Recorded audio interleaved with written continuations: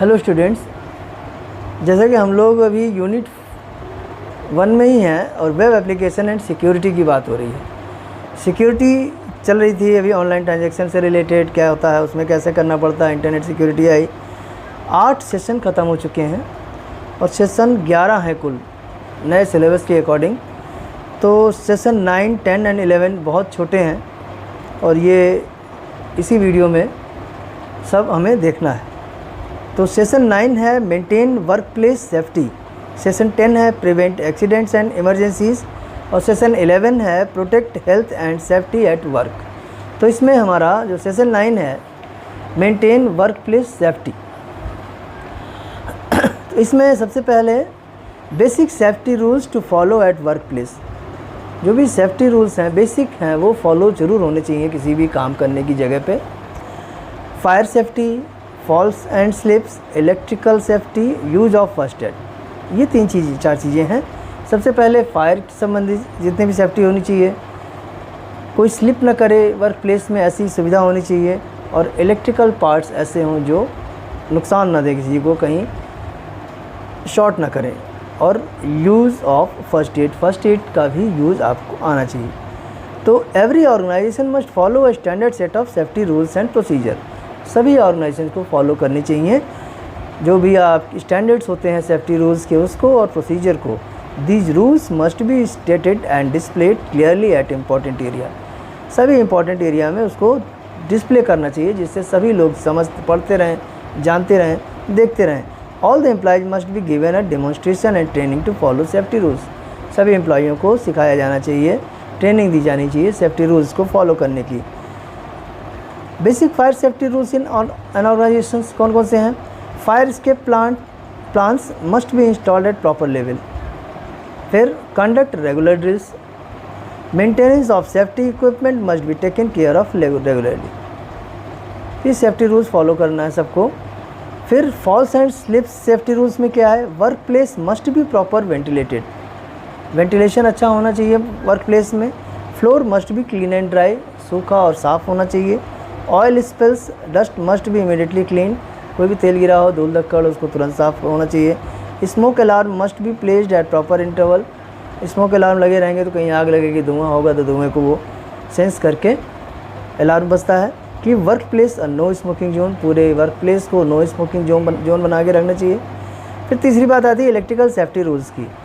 उसके लिए क्या करना है? Electrical equipment approved by a recognised organisation. कोई भी इलेक्ट्रिकल इक्विपमेंट हो वो अप्रूव्ड हो रिकॉग्नाइज्ड ऑर्गेनाइजेशन से, कोई भी डुप्लीकेट इक्विपमेंट वगैरह नहीं यूज़ करना चाहिए। Damaged and hazard electrical equipment should be immediately replaced. All old and workout and frayed switches and wire should be change. जो भी वायर हो पुराने हो चेंज होते रहने चाहिए। कोई भी डैमेज इक्विपमेंट हो वो चेंज होता रहना चाहिए जिससे कहीं से कोई भी प्रॉब्लम ना होने पाए। Heat emitting equipment should be kept away from the electrical equipment. Electrical equipment के आसपास कोई भी गर्म होने वाली या गर्मी पैदा करने वाली चीज़ नहीं होनी चाहिए। Take care that the outlets circuits should not be overloaded, और कोई भी सर्किट जो भी व्यवस्था है वो ओवरलोड ना हो जिससे कोई शॉर्ट सर्किट भी ना हो। Use of use of first add. First aid में क्या है? First aid is the immediate assistance provided to the injured to save life and minimize health loss till the proper medical aid facility is provided। जब तक proper medical facility ना मिल जाए तब तक हम फर्स्ट एड के द्वारा किसी भी दुर्घटना ग्रसित व्यक्ति को कंट्रोल में रख सकते हैं। Every organisation must have basic first aid kit. सभी ऑर्गेनाइजेशंस को फर्स्ट एड किट रखना चाहिए। Kit must have all necessary item. Make sure to check the expiry of medical related item. Medical related जितने भी आइटम रखे हों उनकी expiry भी चेक करते रहना चाहिए। कुछ रूल्स हैं। Assure the injured to remain calm and not to panic. कभी पैनिक नहीं होना चाहिए, घबराना नहीं चाहिए इंजरी को देख के। Keep them warm if they are under shock. Shock है तो उसको वार्म करते रहें। Do not move the victim in case of back neck injury. किसी भी पीछे के हिस्से में कोई इंजरी हो तो उसको हिलाए डुलाए ना। A worker may face occupation hazard at workplace। तो वर्क प्लेस पे वर्कर को सावधानी से रहना चाहिए, तब हम सेफ्टी रख सकते हैं वर्क प्लेस पे। तो ये छोटा सा था सेशन 9। इसके बाद सेशन 10 में बात है prevent accident and emergencies. Accidents क्या होते हैं? An accident is an unplanned event that may happen all of sudden and may lead to unwanted और अनप्रेसिडेंटेड रिजल्ट्स आउटकम। कोई अवांछित घटना अचानक से हो जाए और उसमें हमें रिजल्ट बहुत घातक मिले। या it can be defined as an unfortunate incident that occurs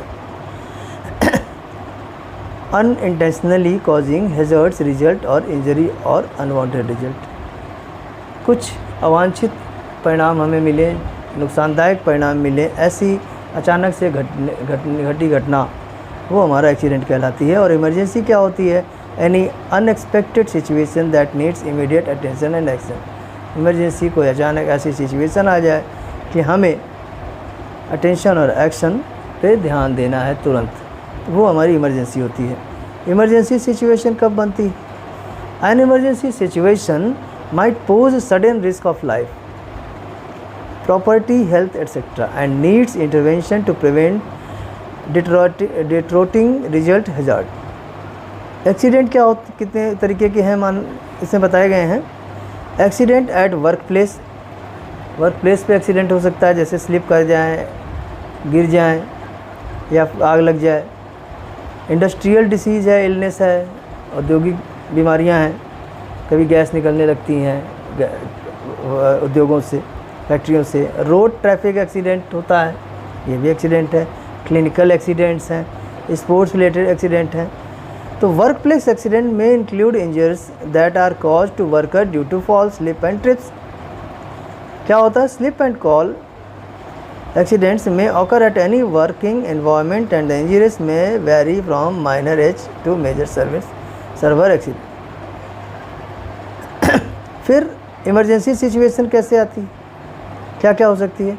threatens the employee, customers और public, disrupt or shut down the operations, causes physical और environmental damage। फिर emergency that require equation include क्या क्या होती हैं? फायर, आग लग जाए, explosion, flood, earthquake, hurricane, tornado, toxic material release, civil disturbance, work place violence.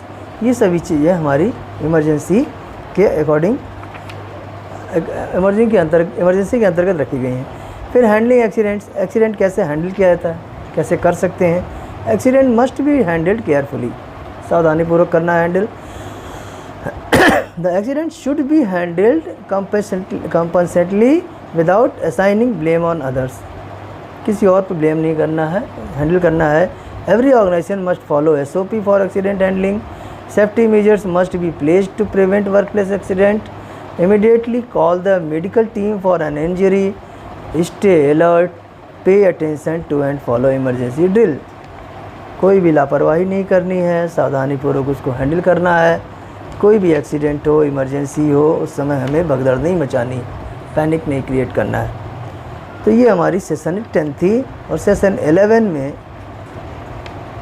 Protect health and safety at work, इसमें हेल्थ एंड सेफ्टी की बात की गई है, प्रोटेक्ट करना है। तो an organisation can face some health hazard that could put the lives to employ in danger. कोई भी ऑर्गेनाइजेशन हेल्थ संबंधी हैजर्ड को भी कंट्रोल करना है, एम्प्लॉय को डेंजर में है उसको। Hazard can be different type of depending on the industry and the environment in which the employees work. Different type of hazards, hazards कई तरह की हो सकती है इंडस्ट्री में, एनवायरनमेंट के लेके। फिजिकल हो सकती है, केमिकल हो सकती है, बायोलॉजिकल हो सकती है, मैकेनिकल हो सकती है। तो ये सब चीज़ों को ऑर्गेनाइजेशन को ध्यान देना है कि जिसके संबंधी जो है, जो भी इलाज कर सकें, उसको उसे देख रेख हो सके, उसका इंतज़ाम करना पड़ेगा। Source of hazard, the work station should provide sufficient space for the user to alter position comfortably. Sufficient space होना चाहिए जिससे जो भी उसे ग्रसित व्यक्ति हो वो आराम से उस जगह पर रह सके। प्रोवाइड एडिक्यूट लाइटिंग, लाइट की व्यवस्था अच्छी होनी चाहिए। Have windows fitted with adjustable covering to after the sunlight level. Be spacious enough when a work station is shared by more than one person. एक से ज़्यादा लोग हों तो वो स्पेसियस होनी चाहिए।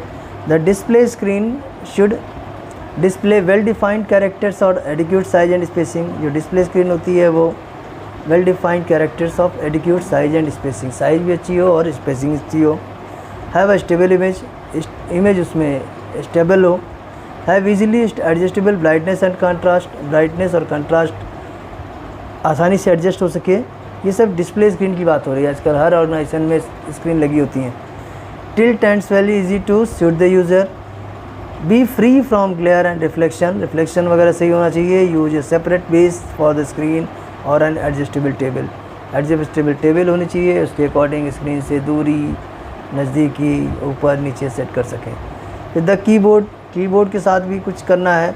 B able to tilt easy and should be able to separate from the screen to allow the user to adopt a comfortable working position. ऐसी सेट होनी चाहिए कि जो यूज़र के जो भी एम्प्लॉई है वो कंफर्टेबल वर्किंग पोजीशन में रहे। Have space in front to provide support for the hand और arms to the user, arms of the user. Then have space in front to provide support for the hands और arms of the user. Okay. Have a mud stuff surface, have clearly legible symbols on the keys, की भी साफ दिखनी चाहिए, दूरी भी सही हो, जो एम्प्लॉई है वो ठीक से एडजस्ट कर सके। फिर वर्क सरफेस शुड क्या क्या होना चाहिए, provide adequate space for the user, have a low reflective surface, then be of an adequate size to allow the screen, keyboard and other peripherals to be flexible arranged. सारे keyboard, screen, peripheral इस तरह से रखे हों कि हम उसको arrange कर सकें, ऐसी सुविधा हो। Have a stable and adjustable document holder, document holder ऐसा होना चाहिए उसको भी एडजस्ट कर सकें, बहुत ज़्यादा दूर ना जाना पड़े, ऐसी जगह ना हो कि कुछ निकालें तो गिर जाए। Which should be at the same level as the screen at the same viewing distance, जितनी दूरी पे स्क्रीन दिख रहे हैं उसकी दूरी पे डॉक्यूमेंट्स भी रखे हों तो आसानी होगी काम करने में। फिर work place evacuation. In case of emergency, there should be provision for evacuation. Evacuation is the process of emptying a place in case of emergency. कोई भी इमरजेंसी आती है तो वर्क प्लेस को खाली करना पड़ता है। तो ये कैसे करेंगे, क्या पॉलिसी है इसके लिए, ये सब देखना है। Every company must ensure following point for evacuation in case of emergency. An evacuation policy क्या है ये कि every organization must have an evacuation policy. All the team leaders are responsible for informing about the policy to their employees about it. जो सारी policy हैं वो team leader को अपने एम्प्लॉइयों को बतानी चाहिए। Proper attention must be paid when the team leader is informing you should this detail, सब डिटेल जब बताई जा रही हों तो सारे एम्प्लॉइयों को ध्यान देना चाहिए। नेग्लिजेंस एट दिस टाइम में कॉस्ट लिव, काफ़ी खतरनाक हो सकता है इसको इग्नोर करना। Organisation must have a designated assembly point for emergency, ensure that every employ worker must know where it. Organisation को बता के रखना चाहिए कि एक असेंबली पॉइंट कहाँ होगी इमरजेंसी के समय, तो वो सबको जानना चाहिए। Buddy system for individual with special needs और disability must be designated. This system ensure that differently abled are assisted and guided out of the premises और the impacted area properly. If you are buddy to someone, ensure that your buddy is safe and assembly point with you. फिर floor plans with evacuation routes in work area. Ensure that you understand these so you can use it in the time of need. तो कुल मिला के जो खाली जगह है, जो कोई इमरजेंसी आती है तो खाली जगह कहाँ है, कहाँ इकट्ठे होना है, किस रास्ते से निकलना है, ये इस तरह की सारी जानकारियाँ हर एम्प्लॉइयों को होनी चाहिए और हर एम्प्लॉय को वो फॉलो करना चाहिए, ये बताया गया है इसमें। क्योंकि जब इमरजेंसी आती है तो हमें पूरी जगह खाली करनी पड़ती है, खाली करके कहाँ जाएं, ये सब चीज़ें मालूम रहेगी तभी हम सुरक्षित रह पाएंगे। फिर हेल्थी लिविंग की बात आती है। Healthy body has a healthy mind, a very popular saying is true. बहुत सही कहा गया है कि healthy body has a healthy mind. अच्छा स्वस्थ शरीर में स्वस्थ मस्तिष्क रहता है। Healthy life style leads to be healthy being. Life style healthy है तो आप हेल्दी रहेंगे। A healthy living has a lasting impact on an individual which ultimately yields a healthy environment at home as well as at workplace. A happy and healthy worker will always perform best of his ability. अगर स्वस्थ है मनुष्य, खुश है तो अच्छा performance उसका रहेगा। A healthy lifestyle helps to keep and improve people's health and well-being. फिर a healthy lifestyle include, क्या क्या है healthy lifestyle में? Healthy eating habit, healthy भोजन होना चाहिए, फिजिकल एक्टिविटीज़ होनी चाहिए, स्ट्रेस मैनेजमेंट होना चाहिए, तनाव कम हो, हेल्दी माइंड भी हेल्दी होना चाहिए, साउंड स्लीप, शांत सोना है, गोल सेटिंग, एक लक्ष्य को निश्चित करके चलना है। A healthy lifestyle take needs practice commitment and sincere effort. तो stay healthy and stay happy. तो ये हमारे 3 जो बचे हुए यूनिट थे वो ख़त्म हुए, सेशन 9, 10 एंड 11। इसके साथ ही ये पूरा यूनिट ख़त्म हुआ। पढ़ेंगे, रिवाइज़ करेंगे, क्लास अटेंड करेंगे, नोट्स बनाएंगे, बहुत अच्छा रहेगा आपके लिए भी, हमारे लिए भी। Thank you.